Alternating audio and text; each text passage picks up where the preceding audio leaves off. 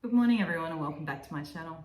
I wanted to take a moment to introduce you to the Momentous Life Planner and some of the features that will ensure that 2020 is the year that you make the most gains towards your ultimate life vision. First of all, the Momentous Life Planner is designed to reverse engineer your entire life. It starts by identifying your ultimate life vision. It then breaks down that vision into the life areas that are important to you. From there, it identifies the outcomes that you would like to achieve in each of those areas. Then looks at what you can achieve in 2020 and helps you to develop some annual goals based on those outcomes. From there, you're able to break those annual goals down into step-by-step projects and then schedule the steps into your quarterly, monthly, and weekly plans. The other way that the Momentous Life Planner is different from any other is that it has a number of activities designed specifically to bring into your awareness the subconscious drives that both motivate you and hold you back. This provides a whole new level of clarity and understanding about your motivation and your fears and self-limiting beliefs. With this understanding, you're better able to harness that motivation and to understand your fears and work past them. And to understand that a lot of the times those fears are based in our childhood and don't actually serve us any longer. And understanding that, we can help to move through them and to achieve those goals that have just seemed out of reach until now. So it also differs in that not only does it look at lifestyle balance, but it steps you through identifying those life areas or categories that are important to you and then helps you develop goals that move you forward in a number of those areas. So instead of having competing goals where you have your health goal, for instance, may completely compete for time for your family goals or your work goals. Instead, the Momentous Life Planner helps you to set up goals that move you forward in a number of those areas, therefore aligning your goals and making more progress in each area at the same time. Lastly, the Life Planner provides ample space to turn those goals into projects and to break them down into achievable step-by-step plans that are then scheduled into your weekly plan.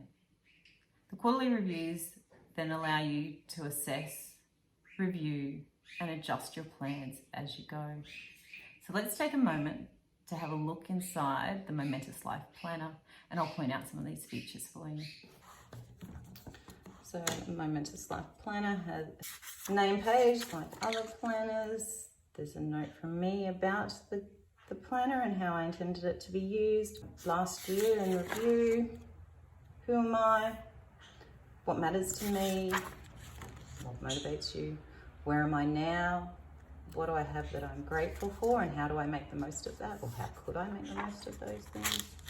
A little bit of a look at your lifestyle balance, checking these areas of life that have been shown to be, conducive with a productive, satisfying life, and just seeing, where you are in your life's ambitions in each of those areas. And then identifying 3 that you might like to work on this in 2020. We then move into, once we've had a bit of a think about those different areas, it gets you to have a look at creating your ultimate vision for your life. And from there, then we break it down into what could we do in 2020 to move us forward towards that. And what would our best 2020 look like? Ultimately, a planner is a map of where you want to go in a year. Like any map, if you don't know where you're going, the map doesn't really serve any purpose. So what is success for me? It gets you to list 1 to 10 things that when you experience these things, you know that you're on the right track, you know your life's heading in the direction where you want it to go. So for me, when I am financially able to provide my family with exciting experiences, and we're able to go and do some fun things without meaning to, scrimp and save. And I know that, financially I'm on track, that I'm being successful that way. The next step is one of those that I talked about before. It's one of those activities that are designed to drill down into your subconscious. So what it does is asks you why you want to be successful, and then questions why that answer is important to you. And then your answer for there, why is that important to you?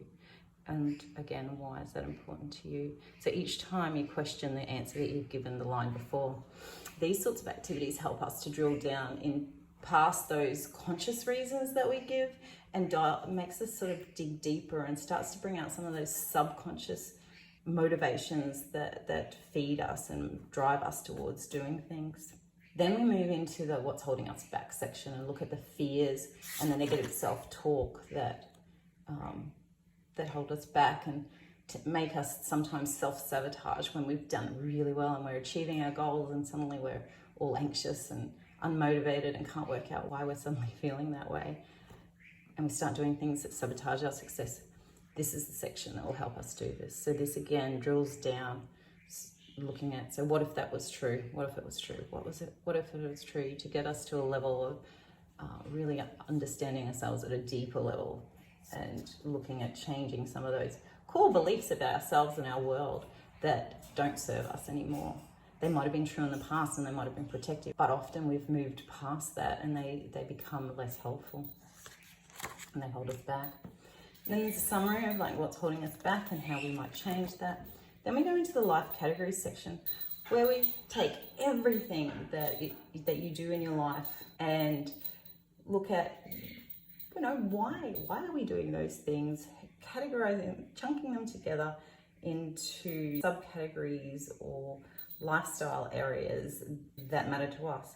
For some people, those categories that we covered in the lifestyle balance section will fit fine. You'll find when you do that activity, things fit nicely into that. For other people, they'll find that things just don't quite fit in one or other of those categories. And this is a section that can help us to work through and find out, well, what are the areas of life, areas in your life that are important to you and focus for you moving your life forward. What we do is we name them and then we go through and we analyze each category to work out what ultimately you would like it to be, why you want it, how you're going to get there, what sort of person you would be, what roles you would play ultimately in this category, and the resources and barriers to that. We then brainstorm what can move us forward in this area in 2020 and come up with some outcomes that we might like for 2020 and why. We're always looking at why throughout these planners, because why is our motivation. Our why is what keeps us going when ultimately we want to give up. Our why is what stands us apart from others who do give up when the going gets tough. Then the goal plans. So this section looks at pulling all of that work that you've done together and looking at, what are the things that keep coming up for you? What are the things that are truly motivating for you? And what are the little fears that keep sneaking their head in these things? And so then from there, we look at setting some goals and looking at what are things in 2020 are we consciously going to say yes to? And what are the things that we're going to make a conscious effort to make sure that we say no to? Because so many times, if you're anything like me, you're a bit of a people pleaser. You volunteer for things because it seems like the right thing to do at the time, and then find that you don't have the time to do it properly as well as you'd like to do it, or it just takes away from your own goals and desires and steals time away from that for something that probably isn't maybe necessarily your goal but somebody else's. And then things that I need to let go of. These might be fears or negative self-talk, or it could be stuff that you've agreed to do that really you now realize really aren't your priority. They're somebody else's and they're not really serving you well. So then we come up with our overview of our annual plan. And we look at the things that we're currently doing that are taking up our time that aren't moving us in the direction we want to go. And we look at whether we can automate, delegate, or eliminate those things. And sometimes some of those things, like picking up the groceries, someone could argue that they're a family goal. And yes, I think feeding my family is important, but it probably doesn't move me towards what I want, but it's important. So click and collect for me is a great way of automating that to some extent. So it takes me 10 minutes to pick up the groceries when someone else has already gone around and grabbed them for me, versus spending an hour walking up and down lanes and picking which brand, etc., etc. So then our annual action plan, Then we get into the project plan. So this is where we take those goals and we make them into a project. We make them step by step, achievable, and break them down into little steps that we can work on one at a time. Because often if you look at a goal, though especially a momentous goal, if you look at it in its whole, it's so overwhelming. Lots of people said, you know, if I knew what starting up my business would involve, I just would never have started. But because you're excited and you start and you just take it step by step by step, you're able to achieve something that at the beginning would have seemed way too overwhelming. And that's what the project plan is all about. It looks at the level of success that you want, because, you know, sometimes just getting that degree and getting out there and getting a job, it's a success versus needing to be, you know, head of the class. And we look at all the things we can do to achieve it, and then we prioritize it into a plan and list out the decisions that we need to make. Are able to tick them off as we do them. Notes section for all the research. If you're anything like me, research is a must with all my projects. That's what I do. Okay, and we have 5 of them to allow for up to 5 annual goals. Then we come up with our quarterly plan. We have a look at what are those milestones that we need to achieve this quarter for each of our annual goals. We have a look at, are there any quarterly projects that are only going to take up the quarter that we want to achieve in this quarter? Maybe Christmas, it might be a quarterly goal for some people. Getting organised for Christmas often takes me 3 months. And then incidentals. These are the little projects that come up. Whether they're your priority or whether they're someone else's, but there's something that you need to do. I think it's important to have a spot for them too, because they're going to take up your time. They're going to need to be scheduled. If we just pretend they're not there, they'll dig into our time and take away from our plan. So then what we do is, looking at all of the things that we need to achieve, we come up with up to 5 outcomes that we want in quarter 1. So at the end of, we're looking at it saying, quarter 1, I want to have done these things. Why you want those, because remember, why is our motivation, and how you're going to do it. So this is the step by step. This is the to-do list. This is the things that are going to help you to get the result. Now, you may not get all of those done because there's always more things to do than there is time to do them. But by having them listed against your outcome, you're able to prioritize which of those things are going to get you towards your end result the quickest and make the greatest gains.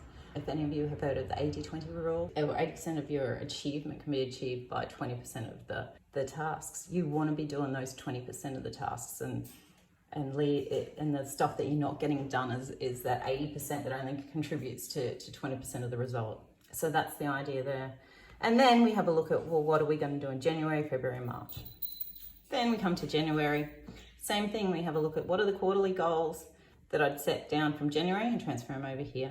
Have a look at any projects for January. So you might have a child's birthday or something that you need to do in January that's only going to be a project for that month.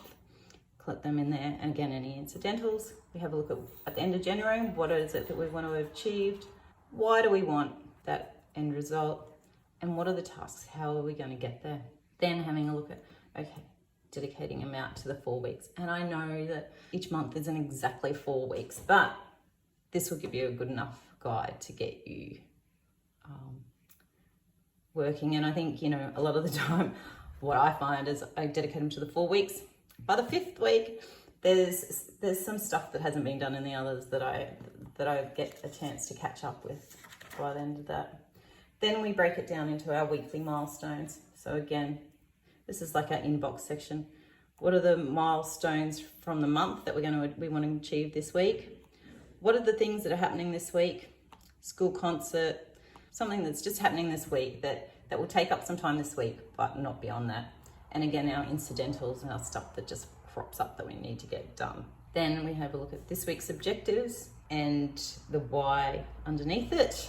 Just because of the layout of this page, we need to group our why. So what I tend to do is have the objective against the thing, and then I have a couple of dot points as to my whys, and then how I'll achieve it, and there are our tasks. Then we get to assign them to a day of the week. Then if you also have the daily planner, this is the stuff that we then transfer into the daily planners for our daily planning.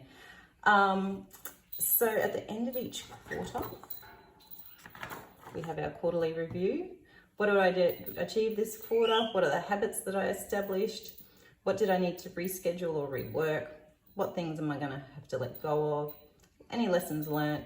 And things that I'm unsure about, which for me is often a fair few in there. And then each month is the same: quarterly, monthly, weekly for each week of the year. And we go through right until December, and at the back there's a couple of dot grid note pages for any other notes that you might need to keep. So let me know what you think in the comments, any suggestions. This is our first year of developing the Momentous Planners, so we're really looking forward to getting people's feedback and going forward from there. Thank you.